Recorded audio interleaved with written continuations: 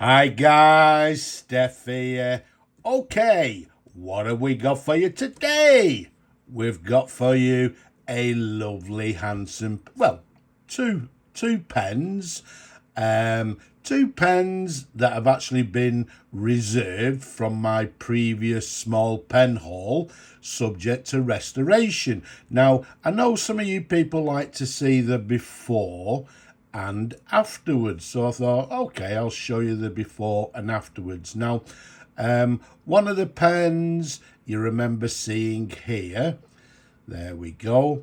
It's a lovely classic black vintage pen.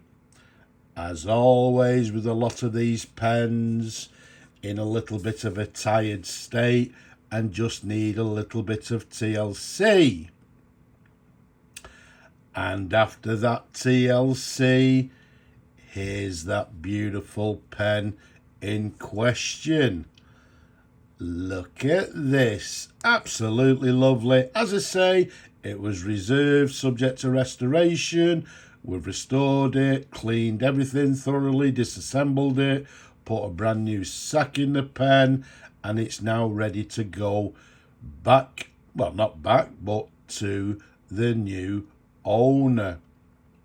So what we've got here is a pen that I've actually shown you a few of these pens. It's actually, well, let's go straight to the barrel imprint, and there you go. The Croxley pen, a Dickinson product, and then if we turn it round, there we go, made in Great Britain. So we've got for you a Croxley fountain pen from, I would say, circa round about the 1940s, early 1950s. Now, I have actually shown you this particular model before. It was quite a while ago. I think I've actually shown you a brown marbled one, a mauve marbled, a blue marbled, and I believe also the green marbled version. This one, as you can see, is this lovely classic black version. Very handsome indeed. I'm not going to go too much into the history, just enough just to say that I believe the Dickinson product people back in the day, I think they were actually paper manufacturers and also a stationery company which sold this particular pen, or the Croxley pen. I believe they brought out numerous models. I believe there's actually like a torpedo shaped version. But yeah, they were mainly a paper manufacturers, I believe. But yeah, made great, well, again, I was going to say made great pens once again. Did they make their own pens? Once again, the period was when, manufacturers or, stationers, etc., had pens made for them by other manufacturers. So, yeah, it's questionable. Now, the size of this pen capped is 128 millimeters capped. Around the barrel, it's a nice 12 millimeters in diameter. You can see it's a lever fill fountain pen, and the nice thing about these pens is it's got this sort of feathered end to the lever, as you can see there. If we take you up to the cap, you can see it's got quite a narrow cap band, and then it's got this, once again, this sort of feathered clip to the top there, goes down, slender. Very nice indeed, and it's actually sort of, I don't know if you can see there, it's sort of triangular in shape, which is the same with the lever here. And then to the top, we've got this very slightly peaked cap top, as you can see there. But all in all, absolutely lovely. It's in gorgeous condition, as I say, having been fully restored, new sack, etc., etc. Let's take it up to the section. You can see the section there slightly concaved, and then it flares out towards the nib. And then on this pen, it's got a lovely size nib. Okay, and you'll see the nib reads a Dickinson product, 14 karat gold. A very nice nib indeed. There's a sideways view.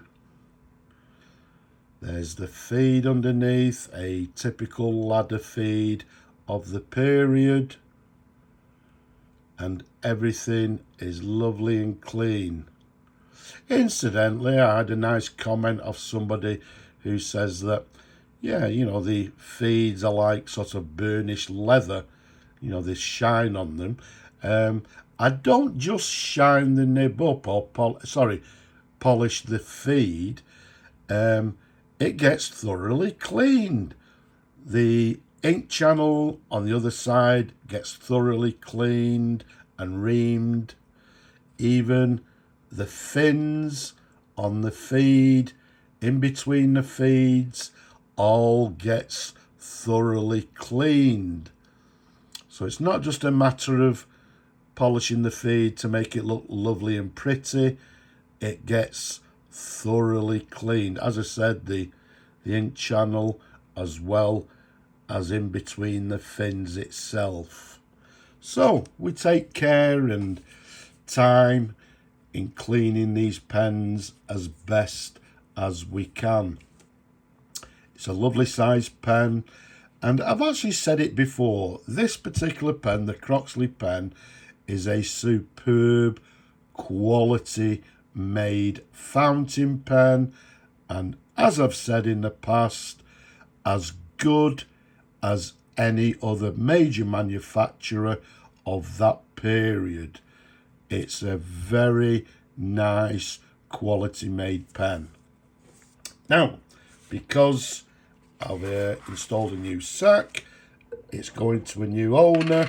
I'm going to leave the pleasure to fill this pen with his favourite ink. So what I'm going to do, I'm just going to simply do a dip test.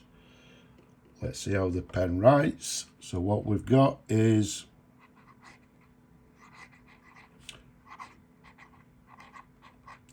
the Croxley pen.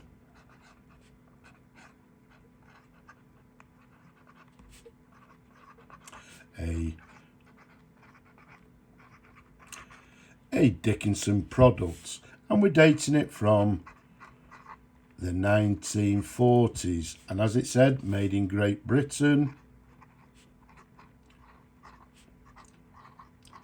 It's writing very nicely indeed, nice and smooth. I don't expect any flex on this particular nib. They do tend to be quite hard, but writing very nicely indeed. There we go. I would say writing with maybe sort of fine, maybe medium line, but lovely and smooth to write with. So what we'll do, we'll clean that nib once the video has been finished, and the pen will be ready to be shipped to the lucky new owner. Now, not only did he reserve this particular pen, but he also reserved a pen that you've already seen in my last video, this gorgeous dual eyedropper fountain pen. So a lucky owner will receive these over the next day or so, hopefully, and I'm sure he's going to enjoy them for many years to come. So I hope you've enjoyed looking at the pens as much as I enjoyed showing them to you people. Down below, leave a comment, don't be shy, give the video a thumbs up, don't forget to subscribe. But for now, I'm just going to say Slavo Ukraini, and from me, bye bye for now.